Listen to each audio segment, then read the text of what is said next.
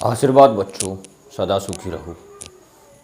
बच्चा, अगर तुमने सोचा है कभी तुम्हारे पेपर में जो पेपर का फेवरेट सवाल है गुणनखंडों की संख्या ज्ञात कीजिए, अगर वो आपके एग्जाम में आ गया तो किस तरह से आप उसे डील करोगे। तो बच्चों, सबसे पहले हम लोग गुणनखंड के बारे में जान लेते हैं, क्योंकि आपके एग्जाम में आया था 3600 के गुणनखंड ज्ञात कीजिए। तो बच्चा, गुणनखंड कहते किसे हैं पहले बेसिक जानना जरूरी है। तो गुणनखंड की डेफिनेशन है, इंग्लिश में बोलते हैं फैक्टर, कि किसी संख्या में जिन जिन संख्याओं का भाग जाता है वो सभी संख्या उसका फैक्टर कहलाती है। जैसे आपसे 6 के फैक्टर पूछे जाए तो आप कहोगे 6 में 1 का जाता है, 2 का जाता है, 3 का और खुद 6 का। तो 6 के फैक्टरों की संख्या कितनी आ गई? 4। लेकिन बच्चा 6 के नहीं पूछता है एग्जाम में, वो आपसे एग्जाम में पूछ लेगा कि 3600 के कुल गुणनखंड की संख्या ज्ञात कीजिए।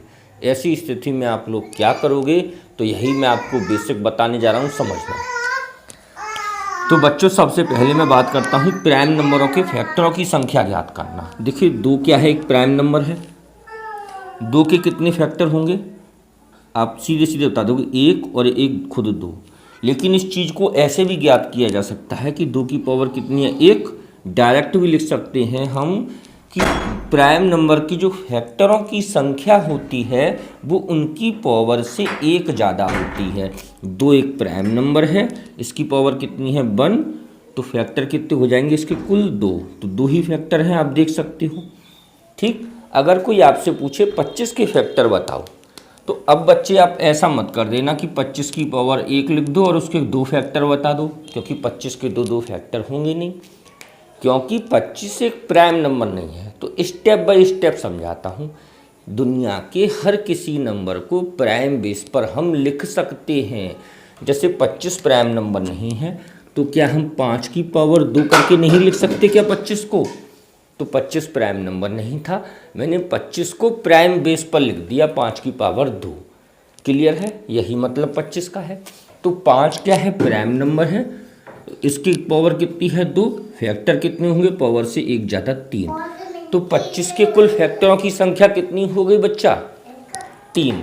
तो अभी तक मैंने आपको ये समझाया कि प्राइम नंबर के जो फैक्टर होते हैं वो उनकी पावर से 1 ज़्यादा होती है बच्चा।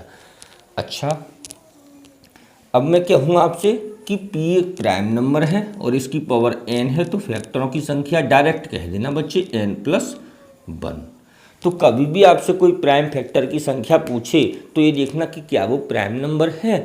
अगर वो प्राइम नंबर नहीं है तो पहले प्राइम बनाओ, फिर उसके बाद में पावर में 1 जोड़ो। अच्छा, अब इसी विधि का इस्तेमाल करके बच्चा मैं आपसे ये पूछता हूँ कि 100 के कुल फैक्टर कितने हैं। सवाल आपकी स्क्रीन पर ये रहा, 100 के कुल फैक्टर की संख्या क्या कीजिए।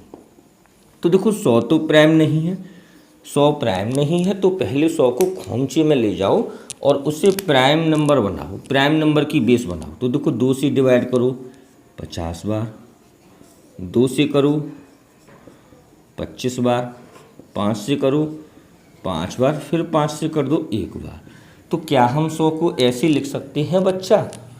2 की पावर 2 2 बार है और 5 की पावर 2 गुणा में। क्या आप इसे ऐसे लिख सकते हो? जरूर लिख लोगे बच्चा, लिख लेगा ना बच्चा। अब देखिए इसे, 2 प्राइम नंबर है, इसकी पावर कितनी होगी? पावर से 1 ज़्यादा होंगे, गुणनखंडों की संख्या होगी या नहीं होगी? 2 की पावर 2 है, 2 प्राइम नंबर है, गुणनखंड की संख्या 2 से 1 ज़्यादा होगी 3 गुणा 5 प्राइम नंबर है, अभाज्य संख्या है, इसकी पावर कितनी है? 2। तो इसके गुणनखंडों की संख्या 1 ज़्यादा होगी, 2 से 1 ज़्यादा 3। तो 100 के कुल फैक्टर कितने आ गए? 9। और 9 ही उत्तर है बच्चा। सीख गया ना बच्चा? चल, अगर सीख गया तो एक सवाल करके दिखा। भूलेगी। अब अगर सवाल ये हो कि 500 के कुल गुणनखंड की संख्या ज्ञात कीजिए, तो बच्चा कैसे करेगा? 500 को खोमचे में ले जाएगा पीछे, पहले 2 से भाग 250 बार, अब किससे लगेगा? फिर 2 से लगेगा 125 बार, अब 5 से देगा बच्चा 25 बार, फिर 5 से 5 बार, और 5 से ये ख़त्म हो जाएगा 1। समझ में आ गया बच्चा? तो 500 को प्राइम बेस पे लिखेगा पहले तो कैसे लिखेगा, 2 आया 2 बार, 5 आया 3 बार।